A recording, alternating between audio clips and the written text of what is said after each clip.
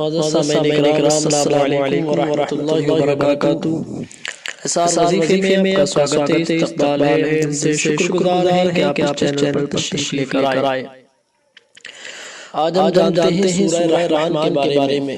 سورہ رحمان کے بے شمار فائدے، سورہ رحمان کی برکت، سورہ رحمان کے فضائل اور سورہ رحمان پڑھنے سے اور سننے سے کیا ملتا ہے۔ اگر کوئی بندہ سورہ رحمان پڑھ سکتا ہے تو پڑھے، نہیں پڑھ سکتا تو صرف ایک بار سن لے تو انشاءاللہ تبارک و تعالی سورہ رحمان پڑھنے اور سننے سے اس کی تمام پریشانیاں دور ہو جائیں گی، اور جس مقصد کے لیے پڑھے گا یا سنے گا تو اللہ تبارک و تعالی اس کی غیب سے مدد فرمائے گا، اور اس کی تمام پریشانیوں کو اللہ اپنے فضل کرم رحم سے اللہ اس کی تمام پریشانیوں کو دور فرمائے گا۔ اللہ کے نبی صلی اللہ علیہ وسلم نے سورہ رحمان اور سورہ حدید، سورہ واقعہ پڑھنے کی حضرت علی اور حضرت فاطمہ الزہرا کو ترغیب فرمائی اور فرمایا ان سورہ کو پڑھا کرو، اس میں بہت سارے فائدے ہیں، کیونکہ اللہ تبارک و تعالی نے ہر چیز کی ایک زینت ہوتی ہے، اور قرآن عظیم کی زینت سورہ رحمان ہے۔ سورہ رحمان پڑھنے اور سننے کے یہ فائدے ہیں کہ اگر کوئی بندہ جس مقصد کے لیے پڑھے تو اللہ تبارک و تعالی اس کے اس مقصد میں کامیابی عطا فرماتا ہے۔ اللہ اس کی تمام پریشانیوں کو دور فرماتا ہے۔ اللہ سورہ رحمان پڑھنے والے کو اللہ غیب سے اس کی مدد فرماتا ہے۔ سورہ رحمان حسن عبارت اور حسن طرز کے لحاظ سے قرآن پاک کی زینت ہے، کیونکہ تفسیر میں ابن کثیر میں لکھا ہے کہ یہ سورت اپنے حسن عبارت اور عمدہ طرز ادائیگی میں دلہن کی طرح آراستہ اور مزین ہے، یعنی بہت خوبصورت ہے اپنے طرز میں۔ حضرت علی رضی اللہ تعالیٰ سے روایت ہے کہ حضور نے ارشاد فرمایا، حضور اکرم صلی اللہ علیہ وسلم نے ہر چیز کا حسن و جمال ہوتا ہے، قرآن کریم کا حسن و جمال سورہ رحمان ہے۔ حضرت فاطمہ الزہرا کو بھی پڑھنے کی آپ نے ارشاد فرمایا کہ آپ اس کو پڑھا کریں، کیونکہ اس کے بہت بے شمار فائدے ہیں۔ اس کے فائدے اگر کسی بندے کا نیک رشتہ نہیں آتا ہے تو سورہ رحمان کو پڑھے، اور پڑھنے کے بعد میں دل میں یہ ارادہ کرے اللہ میں اس مقصد کے لیے پڑھ رہا ہوں کہ اللہ مجھے اس مقصد میں کامیابی عطا فرما، تو اللہ تبارک و تعالی اپنے فضل کرم رحم سے اللہ اس کی غیب سے مدد فرما کر اس کے لیے نیک رشتہ اللہ عطا فرمائے گا۔ آپ سوچیں ذرا کہ اگر کوئی انسان رشتے کے لیے دوڑے پریشان ہوتا ہے کہ ہمیں رشتہ نہیں ملتا تو سورہ رحمان کی تلاوت کر کے اللہ کی بارگاہ میں ہاتھ اٹھائے اور دعا کرے تو اللہ تبارک و تعالی اس کو نیک رشتہ عطا فرماتا ہے۔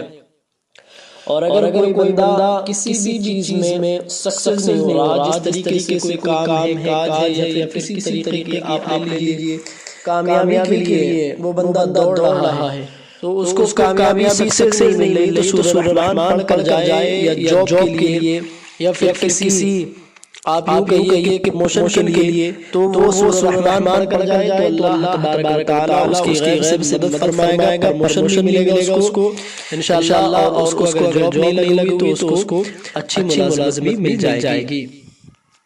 سورہ رحمان کے بہت بے شمار فائدے میں آپ کو بتاتا رہتا ہوں، کئی بار بتائے۔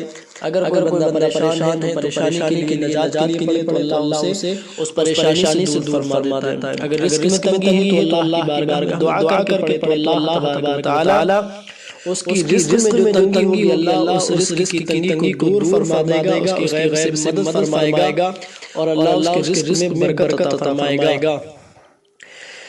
اور کوئی بندہ کھیت میں کھلیان میں پیسے میں برکت نہیں ہوئی تو وہ پڑھے، اللہ تعالیٰ اس کے پیسے میں برکت عطا فرمائے گا۔ ہر بلا سے اس کے حفاظت فرمائے، جن بھوت شیاطین تمام ہی آفات بلایات خطرات حادثات تمام ہی پریشانیوں سے ہر بلا وبا سے اللہ تبارک و تعالی اس کی حفاظت فرماتا ہے۔ اسی طریقے سے میں نے اس چیز میں اور بتائی کہ اگر نیک رشتہ اور اگر میاں بیوی آپس میں محبت چاہتے ہیں، یا جو بندہ اگر آپ سے ناراض ہے، اپنا بندہ قریبی ہے، جائز والا، آپ اس کو اپنے سے اس کے دل میں محبت پیدا کرنا چاہتے ہیں तो आप पढ़कर उस पानी पर दम करके उसे पिला दे अल्लाह की रज़ा के लिए, तो अल्लाह तबारक व तआला के फज़ल करम से सूरह रहमान की बरकत से अल्लाह उसके दिल में से नफरत दूर फरमा देगा, उसके दिल में मोहब्बत पैदा फरमा देगा। तो बेशुमार फायदे हैं। उसके बाद में थोड़ी मुख्तसर सी दुआ करेंगे, उसमें भी शामिल रहिए। आइए अब पढ़ते हैं, इसको समाप्त करें।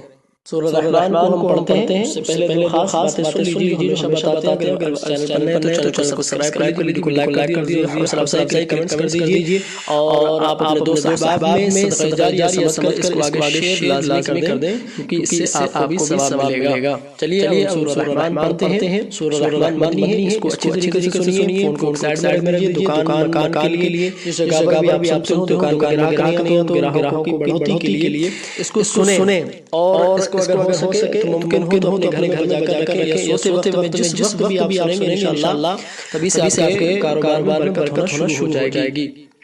चलिए अब हम पढ़ते हैं। आप अच्छी तरीके से इसको समाप्त कीजिए। अऊज़ु बिल्लाहि मिनश शैतानिर रजीम। बिस्मिल्लाहिर रहमानिर रहीम।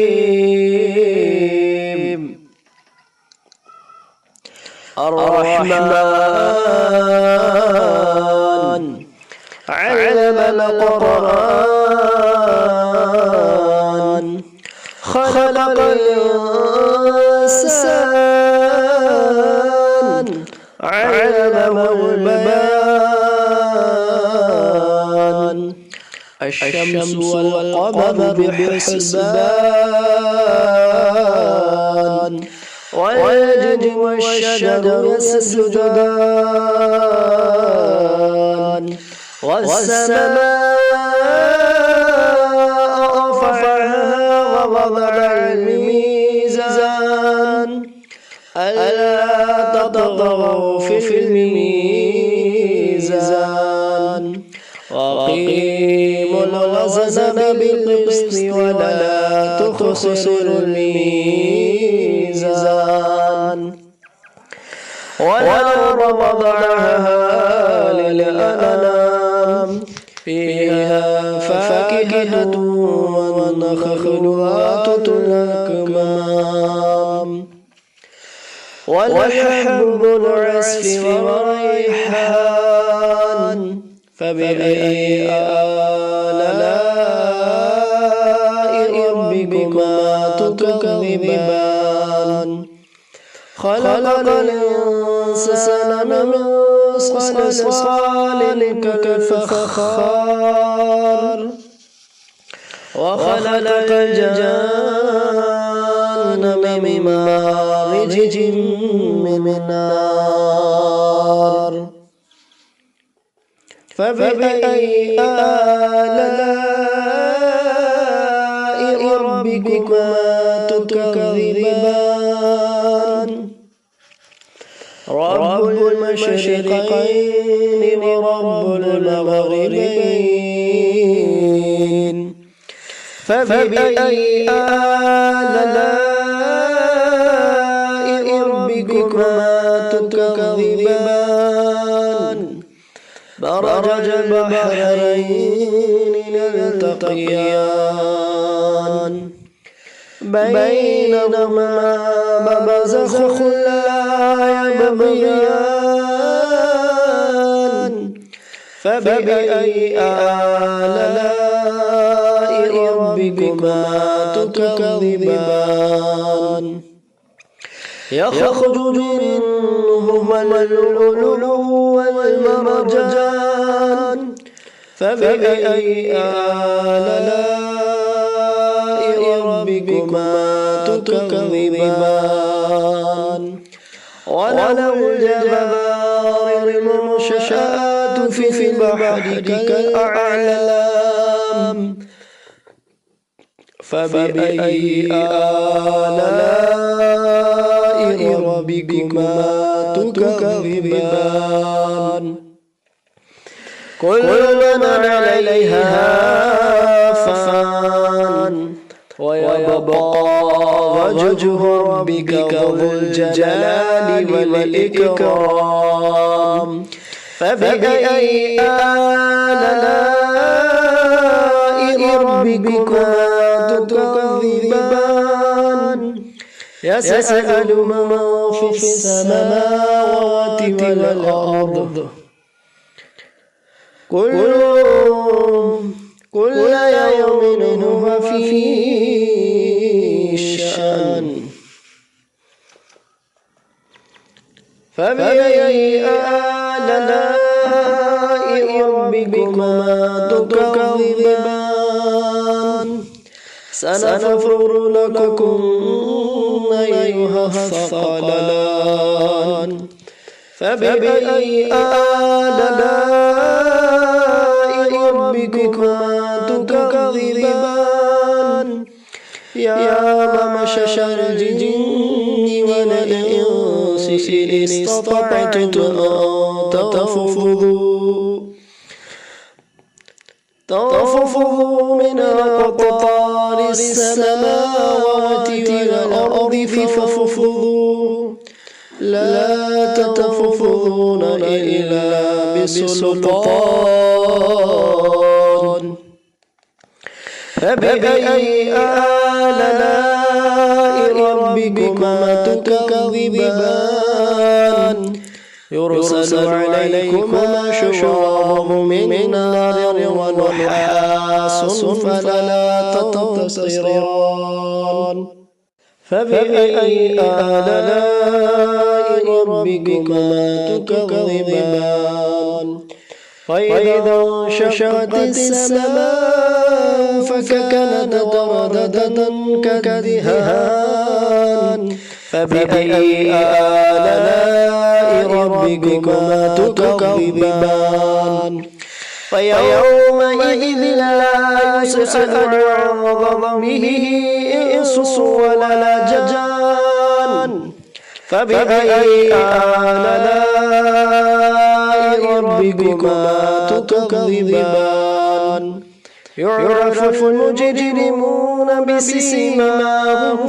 فيؤخذ بالنواصي والأقدام فبأي آلاء ربكما تكذبان هذه جهنم التي يكذب بها المجرمون يطوفون بينها وبين حميم آن فبأي آلاء ربكما تكذبان ولمن خاف مقام ربه جنتان فبأي آلاء ربكما تكذبان ذواتا أفنان فبأي آلاء ربكما تكذبان فيهما عينان تجريان فبأي آلاء ربكما تكذبان فيهما من كل فاكهة زوجان فبأي آلاء ربكما تكذبان متكئين على فرش بطائنها من استبرق وجنى الجنتين دان فبأي آلاء ربكما تكذبان فيهن قاصرات الطرف لم يطمثهن إنس قبلهم ولا جان فبأي آلاء ربكما تكذبان كأنهن الياقوت والمرجان فبأي آلاء ربكما تكذبان هل جزاء الإحسان إلا الإحسان فبأي آلاء ربكما تكذبان ومن دونهما جنتان فبأي آلاء ربكما تكذبان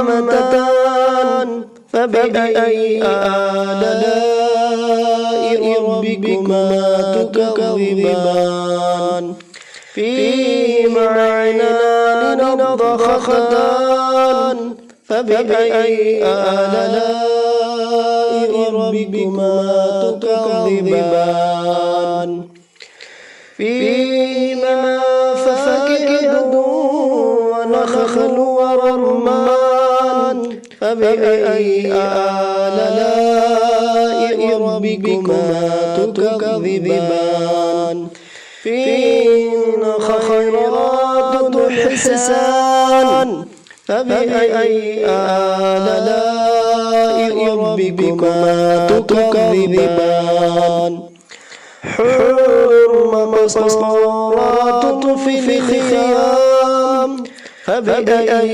آلاء ربكما تكذبان لم يطمسهن إنس قبلهم ولا جان فبأي آلاء ربكما تكذبان متكئين على رفرف خضر وعبقري حسان فبأي آلاء ربكما تكذبان تبارك اسم ربك ذي الجلال والإكرام